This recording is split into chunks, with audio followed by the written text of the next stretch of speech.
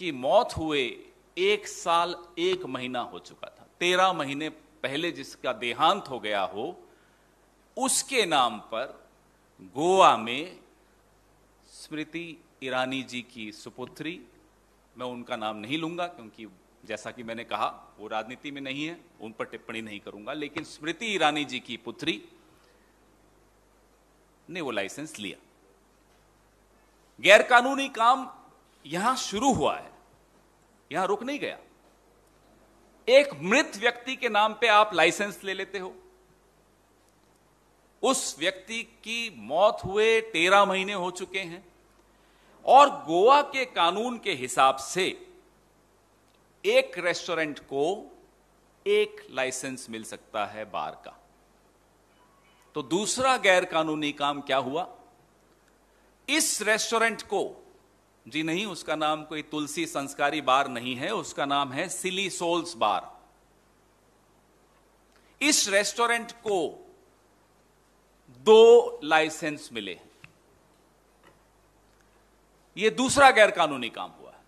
और तीसरा गैरकानूनी काम क्या हुआ है? किसी भी ऐसे प्रेमिसेस को लाइसेंस देने से पहले यह आवश्यक है कि वो रेस्टोरेंट के तौर पे रजिस्टर्ड है, उसको रेस्टोरेंट का लाइसेंस मिला हुआ हो।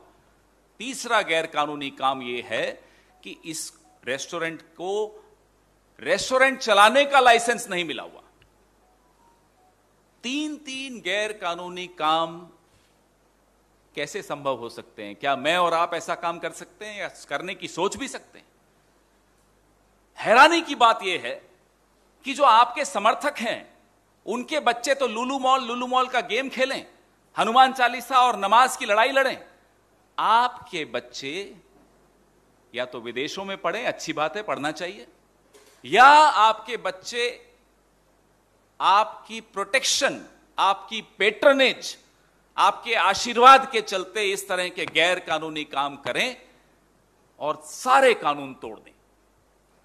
राहुल गांधी के खिलाफ अमेठी से चुनाव लड़ा।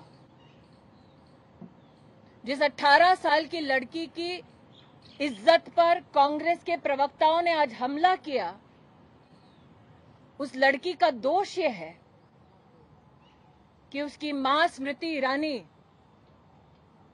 सोनिया गांधी और राहुल गांधी के खिलाफ प्रेस में कॉन्फ्रेंसेस करती है। उस लड़की का जो 18 साल की है, कॉलेज के प्रथम वर्ष में पढ़ती है, उसका दोष यह है कि उसकी मां ने सोनिया गांधी, राहुल गांधी के 5,000 करोड़ की लूट के ऊपर प्रेस वार्ता की। आज अपनी एक प्रेस कॉन्फ्रेंस में कांग्रेस के प्रवक्ता ने हंसते हुए जिस लड़की पर आक्रमण किया, वो राजनीति में नहीं है, एक साधारण से कॉलेज स्टूडेंट के नाम पर अपना जीवन व्यतीत कर रही है। लेकिन कांग्रेस के प्रवक्ता ने अपने हाथ में कागज दिखाते हुए यह आरोप मढ़ा कि वो लड़की एक अवैध बार चलाती है। मैं पवन खेड़ा से कहना चाहती हूं, मेरी 18 साल की बेटी कॉलेज में पढ़ती है। मेरी 18 साल की बेटी कोई बार नहीं चलाती। पवन खेड़ा ने यह कहा कि मेरी बेटी को शो कॉज नोटिस दिया गया और अपने हाथ में 2 कागजात दिखाए। मैं आज पूछना चाहती हूं, उन कागजों में मेरी बेटी का नाम कहां है? जयराम रमेश ने कहा कि वो आरटीआई के आधार पर मेरी बेटी पर, जो 18 साल की है, राजनीति में नहीं है, कॉलेज की स्टूडेंट है,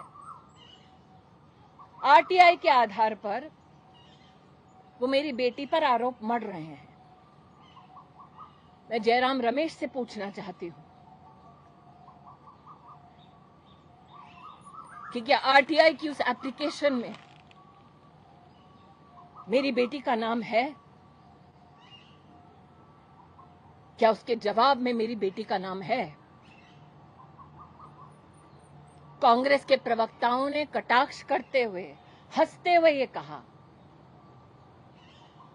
कि मैं सोनिया और राहुल के खिलाफ प्रेस कॉन्फ्रेंस करती हूं। हां, करती हूं, करती रहूंगी। हंसते हुए कहा कि मुझसे जवाब मांगा जाए। अब जवाब मैं मांगूंगी कोर्ट में, in the court of law and in the court of people. और जिस गांधी खानदान के आदेश पर यह प्रेस कॉन्फ्रेंस की गई, उनकी सरगना से कहना चाहती हूं, साल 2024 के लोकसभा चुनाव में दोबारा भेजे राहुल गांधी को अमेठी। हम फिर अमेठी में राहुल गांधी को धूल चटाएंगे। ये भारतीय जनता पार्टी के एक कार्यकर्ता होने के नाते मेरा वादा है।